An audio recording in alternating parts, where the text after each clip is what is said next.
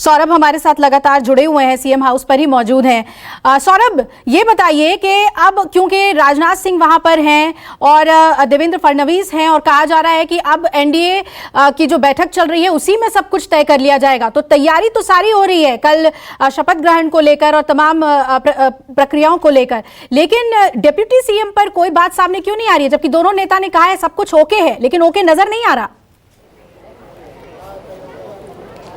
जी बिल्कुल, सबसे बड़ी जो खबर है वह मैं आपको बताना चाहूंगा कि कल 11:30 बजे शपथ ग्रहण का कार्यक्रम रखा गया है। आपसे थोड़ी देर के बाद नीतीश कुमार अपने सहयोगी दल के नेता के साथ राजभवन जाएंगे और वहां पर सरकार बनाने का दावा पेश करेंगे। लेकिन सबसे बड़ी खबर है कि कल 11:30 बजे शपथ ग्रहण का कार्यक्रम रखा गया है। नीतीश कुमार के अलावा 2 और जो नेता होंगे वह शपथ ग्रहण में हिस्सा लेंगे। लेकिन सबसे बड़ा सवाल अभी भी यही है कि क्या डिप्टी सीएम सुशील कुमार मोदी बनेंगे या उनके अलावा कोई चेहरा और होगा, तो ये सस्पेंस अभी बरकरार है। लेकिन इसके अलावा जो सारे जो मुद्दे थे उस पर रुख जो है वह साफ हो गया है। कल 11:30 बजे शपथ ग्रहण का कार्यक्रम होगा।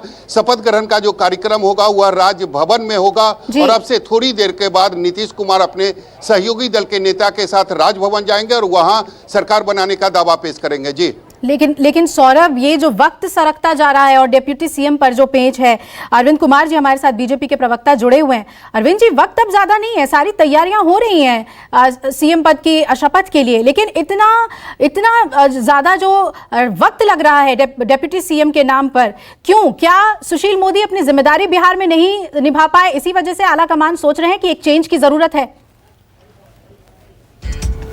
बड़ी खबर देखिए, 1:30 बजे राजभवन जाएंगे एनडीए के नेता। सौरभ बता रहे थे सब कुछ तय है और कल 11:30 बजे शपथ ग्रहण समारोह हो सकता है। सरकार बनाने का दावा पेश करेगा एनडीए की बैठक भी इस वक्त जारी है और कल बिहार में नई सरकार का गठन हो जाएगा। सौरभ, सवाल यहां सिर्फ डिप्टी सीएम का नहीं है, स्पीकर को लेकर भी पेच फंसा हुआ है। जी बिल्कुल, ये सारी बातें जो है वह शपथ ग्रहण के बाद भी तय हो सकती है। सबसे बड़ा सवाल है कि अभी जो एनडीए विधानमंडल दल की बैठक चल रही है वह अब खत्म होने को और उसके कुछ ही देर के बाद नीतीश कुमार अपने सहयोगी दल के जो नेता हैं उनके साथ राजभवन जाएंगे, सरकार बनाने का दावा पेश करेंगे। लेकिन कल की जो खबर आ रही है, कल नीतीश कुमार के अलावा 2 और नेता होंगे जो शपथ ग्रहण में हिस्सा लेंगे। इसके तो ये भी माना जा रहा है कि उसमें एक सौरभ, बहुत ही अहम जानकारी आप इस वक्त दे रहे हैं और इस वक्त की बिहार ब्रेकिंग आपको बता दें, एनडीए विधायक दल के नेता चुन लिए गए हैं नीतीश कुमार। इस वक्त की बड़ी खबर, एनडीए विधायकों के मीटिंग में नीतीश कुमार को नेता चुन लिया गया है। पहले जेडीयू ने अपने विधायक दल के नेता के तौर पर नीतीश कुमार पर मुहर लगाई और अब एनडीए विधायक दल के नेता भी नीतीश कुमार चुन लिए गए हैं। जैसा कि पहले ही साफ था कि नीतीश कुमार ही बिहार में मुख्यमंत्री होंगे, एनडीए की ओर से उन्हीं के नाम पर मुहर थी और इसलिए कल 11:30 बजे शपथ ग्रहण को लेकर अब तस्वीर साफ हो गई है। तो नीतीश कुमार 7वीं बार सीएम की शपथ लेंगे। अमिताभ हमारे साथ जुड़े हुए हैं। अमिताभ, रास्ता साफ हो चुका है, नीतीश कुमार कल बिहार के 7वें मुख्यमंत्री के तौर पर शपथ ले लेंगे।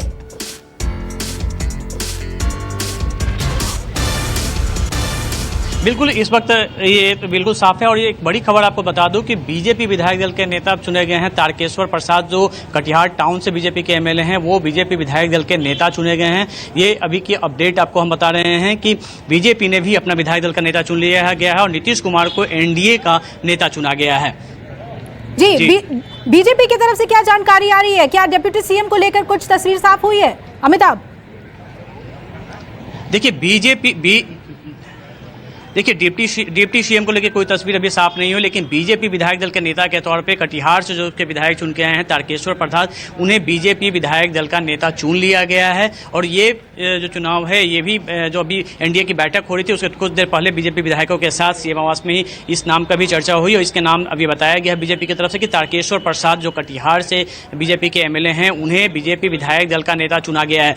डिप्टी सीएम को लेकर जो कंफ्यूजन था, वो सस्पेंस बना हुआ था, वो सस्पेंस अभी भी बना हुआ है। और अभी इस और आपको बता दें कि उसके लिए जो सबसे बड़े नाम है, अब लगभग सारी पेचें समाप्त हुई। बिल्कुल अमिताभ, और सौरभ के पास भी कुछ अपडेट है इस वक्त। जी सौरभ। जी बिल्कुल, अब स्पष्ट हो चुका है कि बिहार के अगले मुख्यमंत्री नीतीश कुमार होंगे और उप मुख्यमंत्री सुशील कुमार मोदी होंगे।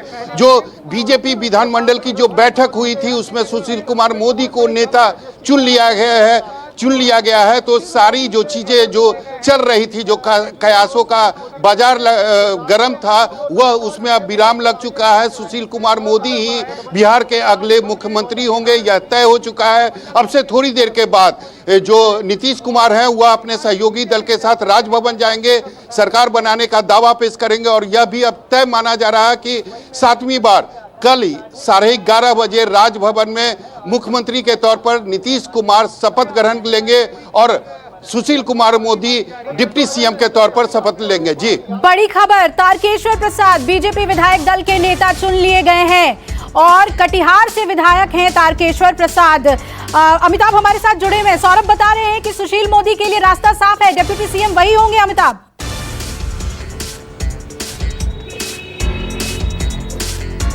जी बिल्कुल, इस बैठक में यह भी तय हो गया है कि सुशील मोदी के नाम पे जो कयास लगाया जाए, अटकलें चल रही थी, उस पर विराम लगे। सुशील मोदी ही एक बार फिर से बिहार के डिप्टी सीएम होंगे और तारकेश्वर प्रसाद विधायक दल के नेता चुने जाएंगे। ये बिल्कुल इस पे मुहर लग चुकी है। जो कयास चल रहे थे, जो नाम चल रहे थे, उन सभी जो नाम था उन पे विराम लग चुका है और यह फाइनल हो चुका है कि एक बार फिर सुशील मोदी और नीतीश कुमार की जोड़ी ही बिहार में अगले 5 साल तक राज करेगी और ये सरकार चलाएगी। क्योंकि इस बात को लेकर पहले से संभावना थी, जो नीतीश कुमार लगातार कर रहे थे, जो पुरानी टीम है वो अगर आगे कंटिन्यू करती है तो इससे जो काम रुके हुए थे, जो काम चल रहे थे, उसमें गति पहुंचेगी। और इसी को देखते हुए शायद ये निर्णय लिया गया। हालांकि कई नाम चल रहे थे, कई बीजेपी के अंदर से ही कई विरोध चल रहे थे कि सुशील मोदी लगातार बन रहे थे और कई वरिष्ठ नेता इस मामले में मुखर भी थे। लेकिन इस बार एक बार फिर केंद्रीय आलाकमान ने यह तय कर दिया है कि सुशील मोदी ही होंगे अगले डिप्टी सीएम।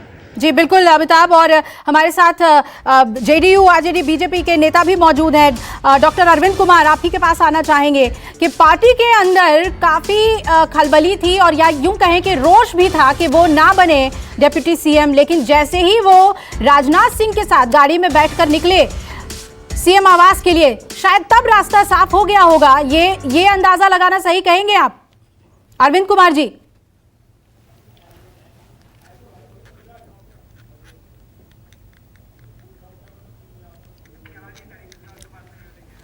आप कैसे देख रहे हैं इसे? शंभुनाथ जी, आपसे जानना चाहेंगे। कहते हैं कि एक केमिस्ट्री है सुशील मोदी और नीतीश कुमार के बीच और वो जो साथ है शायद उसे छेड़ना आला कमान ने सही नहीं समझा। शंभुनाथ जी देखिए, सारी चीजें काफी सहज रूप से अपना कर लिया है और ये अटकलें कुछ नहीं है। जब जनता की अदालत में जो सबसे बड़ी लड़ाई थी, जब वो हमने बड़ी सहजतापूर्वक उसको जीत लिया है उस लड़ाई को, तो ये तो हमारे बीच की बात है। और भारतीय जनता पार्टी ने जो निर्णय लिया है वो सही ही है, मगर यह निश्चित था, पहले से सब कुछ स्पष्ट था कि श्री नीतीश कुमार जी एनडीए विधायक दल के नेता होंगे। आपको लगता है कि सुशील मोदी के नाम पर जो जोर है वो नीतीश कुमार की ओर से ही दिया होगा कि सुशील मोदी ही, क्योंकि वो पुरानी टीम को तरजीह दे रहे हैं और इस वजह से उनका रास्ता साफ हुआ? यह तो बता सकते हैं जो विधायक दल की बैठक में लोग शामिल होंगे, लेकिन मुझे नहीं लगता है। भारतीय जनता पार्टी एक इतनी सशक्त पार्टी है और उस पार्टी के अंदर इतने सशक्त नेतृत्व हैं कि उनको अपने मामले में किसी के हस्तक्षेप की आवश्यकता नहीं होगी। यानी जो फैसला है वो पूरी तरीके से उनका है और नीतीश कुमार का उसमें हस्तक्षेप हम ना माने। अरविंद जी, आपसे हम ये समझना चाहेंगे कि जब बीजेपी विधायक दल की बैठक होती है तो वहां सुशील कुमार मोदी का नाम साफ नहीं होता है, लेकिन जब वो गाड़ी में बैठकर राजनाथ सिंह के साथ जाते हैं सीएम आवास और उसके बाद एनडीए दल की बैठक के बाद उनके नाम पर मुहर लग जाती है, इसको किस तरीके से हम देखें? बहुत लंबा टाइम लिया आपने डिप्टी सीएम सुशील मोदी पर मुहर लगाने में। ये समझ में नहीं आ रहा है कि आप लोग का जो डिबेट हो रहा है किसी ओर जा रहा है। मैं बता दूं, वहां बैठक में विधायकों की चुने हुए बैठक में विधायक दल के नेता का चुनाव होता है, डिप्टी सीएम का चुनाव तो होता नहीं है। तो नेता का चुनाव था, जो औपचारिकता हमने पूरी कर ली। उसके बाद सरकार गठन के लिए हम समर्थन देंगे, उसके लिए एनडीए की बैठक होगी। एनडीए बैठक में मुख्यमंत्री का चेहरा तय किया जाएगा। एंड उसके बाद राष्ट्रपति के राज्यपाल के समक्ष हम अपना जाकर दावा पेश करेंगे। तो हमने जो औपचारिकता है वो पूरी कर ली है। डिप्टी सीएम की बात हुई तो डिप्टी सीएम तो ये गवर्नमेंट की प्रायोरिटी है, बनाना नहीं बनाना सीएम का है, और कौन बनेंगे नहीं बनेंगे ये निश्चित तौर पे जो हमारी जो नेतृत्व है भाजपा की वो तय करेगी। और हम कहीं भी असहज नहीं है, बिल्कुल सहज है। तो फिर तीन नाम क्यों आगे आ रहे थे? अगर ये तय नहीं होना था बीजेपी विधायक दल की बैठक में और एनडीए विधायक दल में ही ये सब कुछ तय होना था, तो जो तीन नाम आगे चल रहे थे, आपके नेता तमाम बयान सामने दे रहे थे, उन्होंने क्यों नहीं बार बार कहा कि नहीं सुशील मोदी ही होंगे? देखिए, एक चीज मैं आपको बता दूं कि मैं पार्टी का ऑथराइज प्रवक्ता हूं और हमें लगता है कि पार्टी के अधिकृत लोगों के द्वारा कहीं कोई बयान नहीं 3 नाम आया है। ये सोशल मीडिया और मीडिया का उपज है। हम नाम तभी आपको बताएंगे जब नेतृत्व तय कर देंगे कि कौन डिप्टी सीएम होंगे। अरविंद जी, हमने इंटरव्यूज चलाए हैं, एक्सक्लूसिव इंटरव्यूज चलाए हैं, प्रेम कुमार जी का इंटरव्यू चलाया है और आपके कई ऐसे मंत्रियों के और नेताओं के हमने बाइट चलाई हैं जिसमें ये बात साफ नजर आ रही थी कि कोई भी हो सकता है। सुशील मोदी पर पूरी तरह से आप कंफर्म खुद नहीं है, with in the party confirmation नहीं है। कुछ हम तस्वीरें दिखा रहे हैं, लौटेंगे आपके पास। ये आप सीएम हाउस की तस्वीरें देख रहे हैं जहां पर सरकार, बिहार सरकार की जो तस्वीर होगी, जो भूमिका होगी, जो स्वरूप होगा, उसे लेकर एक गहन मंथन जारी है और सीएम को लेकर तस्वीर साफ। नीतीश कुमार एनडीए विधायक दल के नेता चुन लिए गए और उनके साथ 2 मंत्री कल शपथ ले सकते हैं। 11:30 बजे शपथ ग्रहण होगा राजभवन में और नीतीश सरकार का शपथ ग्रहण होगा जिसमें 2 मंत्री उनके साथ शपथ लेंगे। और जो सबसे बड़ा सस्पेंस था, जिस पर लगातार सबकी नजर बनी हुई थी, सुशील मोदी के नाम पर मुहर लग गई है, वही डेप्यूटी सीएम होंगे। वो जो जोड़ी थी उसे नहीं छेड़ा गया है, नहीं तोड़ा गया है और वही बरकरार रहेगा। चितरंजन जी, आप कैसे देख रहे हैं? सुशील मोदी को लेकर बीजेपी के अंदर ही रोष था और कई नाम सामने आ रहे थे, लेकिन आखिरकार भाजपा ने उन्हीं के नाम पर मुहर लगा दी है। कैसे देख रहे हैं चितरंजन जी से? देखिए, 3 बातें इसमें है मैडम, थोड़ा सा बस समय दीजिएगा। पहली बात, किसी अति पिछड़ी और महादलित को ये लोग स्वीकार नहीं करते हैं डिप्टी सीएम के रूप में। प्रेम कुमार जी 8वीं बार विधायक बने हैं, अति पिछड़ी समाज से आते हैं, सबसे वरिष्ठ विधायक हैं जी। उनके नाम पर सहमति नहीं बनी। कामेश्वर चौपाल महादलित समाज से आते हैं, काफी सीनियर नेता, दोनों का नाम चल रहा था। और बिहार की जनता जिस जन से नीतीश कुमार से काफी नाराज है, नाखुश है, सुशील मोदी के प्रति भी बिहार की जनता काफी आक्रोश में है और उनको किसी भी रूप में स्वीकार करने के पक्ष में नहीं है। चितरंजन जी, आप मानते हैं कि बीजेपी ने बिहार बीजेपी की आवाज नहीं सुनी, उनके मन को नहीं समझा? मैडम बोलने दीजिए please madam.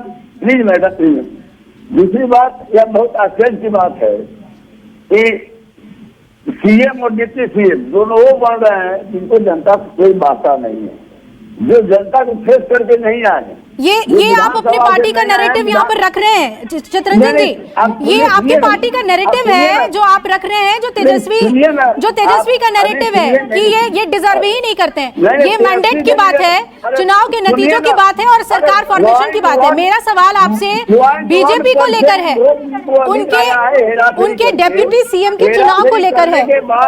Chitranjan ji, 12,000 vote हमसे ज्यादा आया है, फेरा फेरी करने के बाद भी 5.1 ज्यादा आया है। हम लोग इसलिए अपेक्षा, एक और सवाल है कि भाजपा जो घोषणा पत्र जारी किया था वह लागू होगा या नीतीश कुमार का जो है 7 निश्चय पास वह लागू होगा? हम लोग प्रतीक्षा कर रहे हैं। सरकार जो वादा की है, समान काम समान वेतन, जो नियोजित शिक्षक है और भी जो संविदा पर जो कर्मी है, आप एक सशक्त विपक्ष होंगे। ये चितरंजन जी, साफ बात है कि आप एक बेहद ही सशक्त विपक्ष होंगे और ये तमाम सवाल पूछने का अधिकार आपको होगा कि जो वादे किए गए हैं, जो दावे किए गए हैं, उसको कितना पूरा करते हैं सुशासन को लेकर। लेकिन मेरा सवाल ये है चितरंजन जी कि क्या आपको लगता है कि बिहार बीजेपी के आवाज को बीजेपी ने दरकिनार किया और तब सुशील मोदी के नाम पर मुहर लगाया? मेरा सवाल ये है आपसे। लोग तो यही समझते हैं कि भाजपा के पास कोई नेता ही नहीं है, नेता विहीन है, भाजपा के पास कोई नेता नहीं है जो उसको नेतृत्व कर सके, तो मुख्यमंत्री नीतीश कुमार को मान लिया। अब डिप्टी सीएम तक भी, अब बताए ना, प्रेम कुमार जी अति किसी समाज से आते हैं, 8 बार विधायक रहे, उनको नहीं बनाया गया। कामेश्वर चौपाल महादलित समाज से आते हैं। लोग कभी भी अति किसी हो, महादलित किसी के साथ लोग न्याय कर ही नहीं सकता। ये लोग जो है किसी के साथ न्याय कर नहीं सकता है। अब समस्या है कि इतना अरविंद कुमार जी, चितरंजन जी कह रहे हैं कि आप न्याय कर ही नहीं सकते हैं और आपके डिप्टी सीएम के चुनाव की प्रक्रिया में वो बात झलक गई है। ना आरजेडी में तो न्याय होता है ना, वो तेजस्वी जी को हटाकर किसी दूसरे का नाम मुख्यमंत्री के लिए कर दे, दलित का नाम, कहाँ कोई रोका है? अरे दूसरे के घर में झांकने के पहले खुद अपने घर में झांक लिया करें। हमारे यहाँ कोई इस तरह की बातें नहीं है। हमारे यहाँ जो नेतृत्व तय करता है, वो पार्टी जो तय करती है उसके अनुसार, संविधान के अनुसार चलता है। पार्टी ने जिसे तय कर देगा वो हमारा नेता होगा, वो हमारा उप मुख्यमंत्री होगा, वो मुख्यमंत्री होगा। हमने तो बिहार में भारतीय जनता पार्टी सबसे बड़ी पार्टी है एनडीए की, लेकिन हमने कहा, हमने तो चुनाव लड़ा। अगर नीतीश जी मुख्यमंत्री मानकर, तो आज भी हम मान रहे हैं, हमें कहीं कोई दोष नहीं है। इसलिए इस तरह इन बातों का कहीं भारतीय जनता पार्टी में जगह नहीं है। भारतीय जनता पार्टी जो कहती है वो करती है। हमारा जो नेतृत्व तय कर देगा, जो भी विधायक दल का नेता होगा, जो भी उप मुख्यमंत्री होंगे, मुख्यमंत्री होंगे, इसमें कोई डिस्प्यूट नहीं होता है। और उनको ऐसे ही अलग अलग नेताओं के नाम सामने आते हैं। जातवाद की बात करना, विकास के नाम बात तो करनी नहीं है। हर जगह जातवाद, केवल जातिवाद से ही सरकार नहीं चलती है। सरकार चलाने के लिए एक निर्णय होता है, ठोस निर्णय होता है। पार्टी निर्णय लेती है कैसे मुझे चलाना है, ये चिंता रहती है पार्टी की, और उस चिंता के स्वरूप वो निर्णय ले रही है। इसमें उनका क्या जा रहा है? वो क्यों जात पात खेल रहे हैं? ये तो अभी डिप्टी सीएम पर ये हमें तस्वीर देखने को मिली। अभी तो स्पीकर पद के चुनाव के लिए भी लग रहा है कुछ ऐसी तस्वीर देखने को मिलेगी। शंभुनाथ जी, ये खबरें भी बहुत ज्यादा जोर पकड़ी हुई हैं कि इस बार स्पीकर जो है वो बीजेपी का हो सकता है। ज्यादा सीटें, ज्यादा भूमिका, इस फॉर्मूले पर बीजेपी चलेगी। शंभुनाथ जी, देखिए मैडम, इससे कोई फर्क नहीं पड़ता है कि स्पीकर कौन बनेगा, डिप्टी सीएम कौन बनेगा। फर्क सिर्फ इतना ही पड़ता है कि वो एनडीए का है और एनडीए के दोनों नेता चुने गए हैं और ये दोनों नेता पिछले काफी समय से बिहार को देख रहे हैं, वहाँ काम कर रहे हैं और आगे क्या आवश्यक है और क्या बच गया है ये भली भांति समझते हैं। लेकिन मैं राष्ट्रीय जनता दल के अपने साथी से पूछना चाहता हूं कि वो महादलित प्रेमी हैं, तो वो बताएंगे कि जीतन राम मांझी कौन थे? वो बहुत बड़े अति पिछड़ों के प्रेमी हैं, तो वो बताएंगे कि श्री मुकेश सहनी कौन थे, जिनको बीच संवाददाता सम्मेलन में उन्होंने अपमानित करके उनको उठने के लिए मजबूर कर दिया। तो ये क्यों बेवजह एक इस तरह का भ्रम फैलाते रहते हैं? और निश्चित सही बोला भारतीय जनता पार्टी के साथी अरविंद जी ने जी। अरे इतना आपको प्रेम था महादलित और अति पिछड़ा से, तो जरा तेजस्वी जी के जगह पर किसी को आप मुख्यमंत्री का चेहरा बना देते तो समझते कि आप इतने बड़े हितैषी हैं। चितरंजन जी, इस पे जवाब दीजिए। आपने अपने पार्टी का नैरेटिव तो रखा, लेकिन आप ये बताइए कि जितना आप पिछड़ी जातियों के हितैषी होने का दावा करते हैं, वो आपकी ओर से देखने को कभी नहीं मिला, जो आरोप बीजेपी और जेडीयू के नेता आप पर लगा रहे हैं। देखिए मैडम, मैं वो नहीं कह रहा हूँ। मैं कह रहा हूँ कि विधायक तेजस्वी यादव को विधायक न माना और तेजस्वी यादव के नेतृत्व तो बिहार की जनता मान ली। जब प्रधानमंत्री से लेकर मुख्यमंत्री, इतने शक्तिशाली प्रधानमंत्री को आना पड़ा, उसके बाद में बराबरी का टक्कर तेजस्वी यादव दिया। क्या बात करेंगे तेजस्वी यादव के बारे में? ही लोग तेजस्वी यादव के बारे में क्या बात करेंगे? नहीं तो आपकी पार्टी की तरफ से भी तो कई बड़े कद्दावर और अनुभवी नेता थे, आपने तो उनको आगे नहीं किया ना। वही सवाल तो उनका भी आपके लिए। चलिए एक छोटे से हम ब्रेक के लिए रुक रहे हैं और बिहार राजनीति पर ये जो चर्चा है, जो मंथन जारी है लगातार, उस पर हम बात करेंगे छोटे से ब्रेक के बाद। नमस्कार, मैं हूं मानक गुप्ता।